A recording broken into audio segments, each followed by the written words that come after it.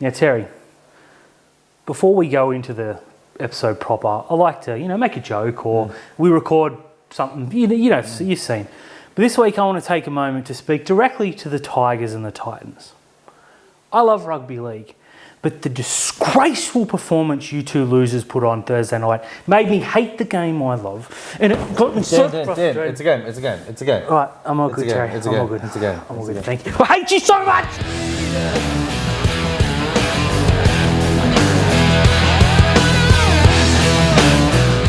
Hey guys, welcome to Rugby League Outlaws. This is the best fire cuts.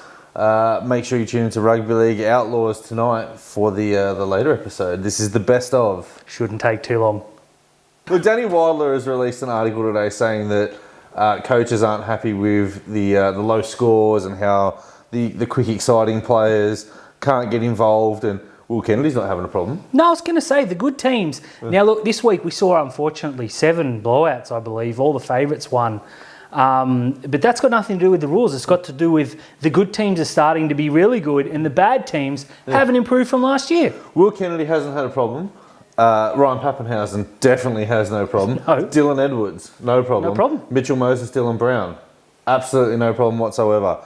I don't think this has anything to do with the rules. In fact, this is better rugby league than last year. There's none of these record-breaking 3 teams have players scoring 20 tries, blowouts galore, the most points scored, the biggest differential, blah, blah, blah. This is rugby league. It's an absolute cop-out by coaches who are under pressure and need someone else to blame. This screams Michael Maguire, Trent Barrett, Todd Payton. Anthony Griffin. Sounds like the teams that are picked for the bottom 4 are sitting around going, well, this is crap. Yeah, it's the rules. Yeah. The rules are why we've been so terrible for 10 years.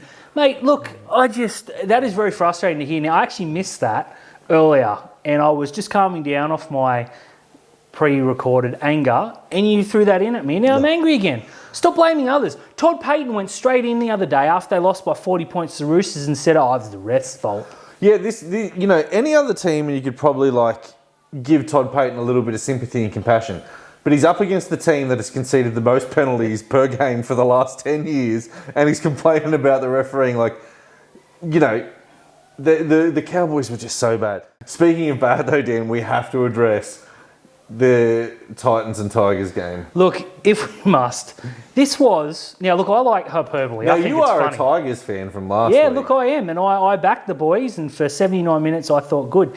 But this game was abhorrent. Yeah. It was, and we've said this before, the worst game of all time. This was the worst game of all time. For 79 minutes, there wasn't a try. The try that did win was such an arsey, horrible kick. As soon as he kicked it, I went, oh, that's 6. 7 tackles. It hit the post, bounced, the Tigers went, and Brimson fell on it accidentally. Disgusting.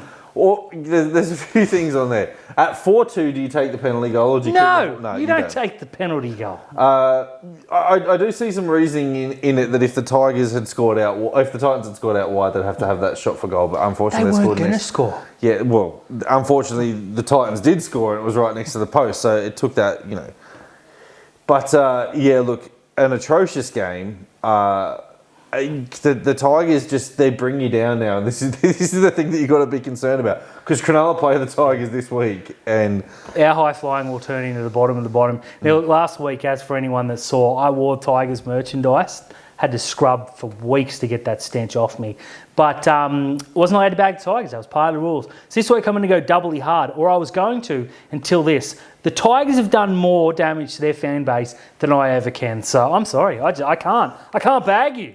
I don't know if sacking a coach and bringing a new one in, obviously Michael Maguire's results have not been really good. The Tigers have gone backwards under his tenure, but right now the board doubled down on him in the off season and said, we're not sacking him.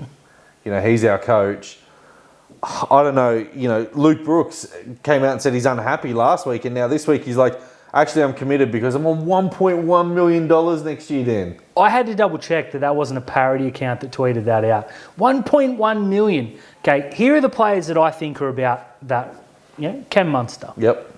Nathan Cleary. Yep. Probably Pappenhausen's close. Tedesco, Turbo, Jerome Hughes. Nico Hines. Luke Brooks. one of these is not like the others. Yeah, he's going to be on double with Nico Hines next year. Oh, my word. Now, interesting coaching selections. Let's talk about the Dragons. Let's talk about little brother, the Dragons. Mate, look, Anthony Griffin is not just content with destroying the current side. He's destroying future years to come. So you won't be there to see it through, trust me.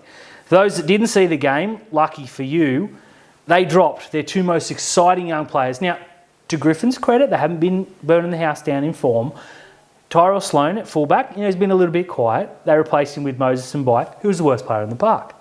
Then, in the halves, young Amone was playing okay. Again, not great. They've dropped him. They've put Jack Bird, who was playing quite well in second row, had an absolute shocker last night, comes out and puts that up, scores a fluky try, so we go, I played really well. Two best future superstars sitting in the bench going, duh. Yeah, horrible coaching. Yeah, Jack Bird, for his credit in the back row, has been incredible this year. But his service, we saw glimpses of his brilliance when he played 5'8" for us.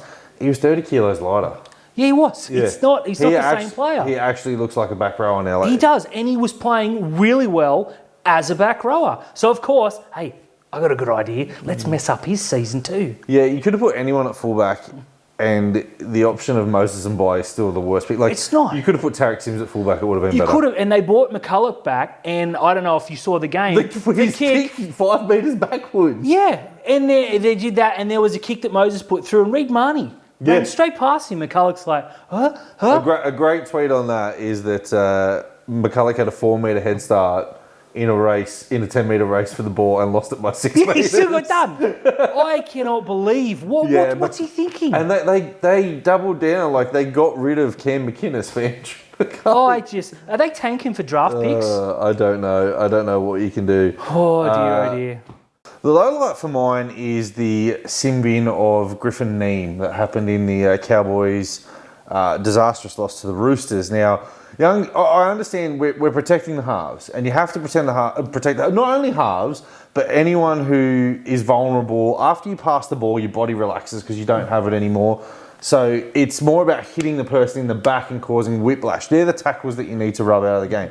Now, Sam Walker went so far into the line, offloaded the ball. Griffin Neem couldn't pull out of that tackle. Absolutely belted him. That's not a sin bin. It's a penalty. At worst, it's a penalty. It's not a sin bin. That's not your standard whiplash. He literally just released the ball and then got hit. It's not like he released it, took a couple of steps, almost stopped, and then hit him in the back. It was a penalty at worst. Borderline not even a penalty.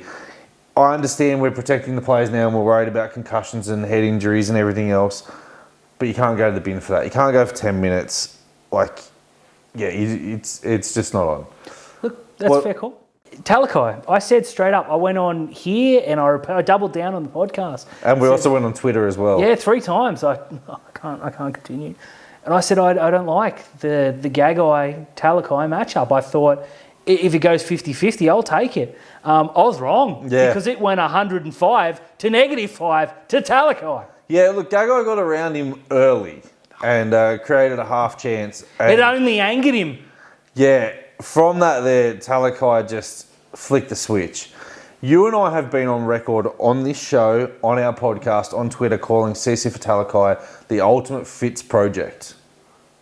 Boy, we weren't wrong. So far, so good. So put that in the right column with the forget the wrongs. Yeah. He looked like an absolute killer out wide the other night. I would say this week, would you name him at centre, whether Connor's there or not? I mean, it's against the Tigers. He would be matched up against James Roberts. Roberts is fast? Roberts is fast. Yeah, look, probably. I probably would name him there. If Connor's not ready, then obviously he's back in there as well.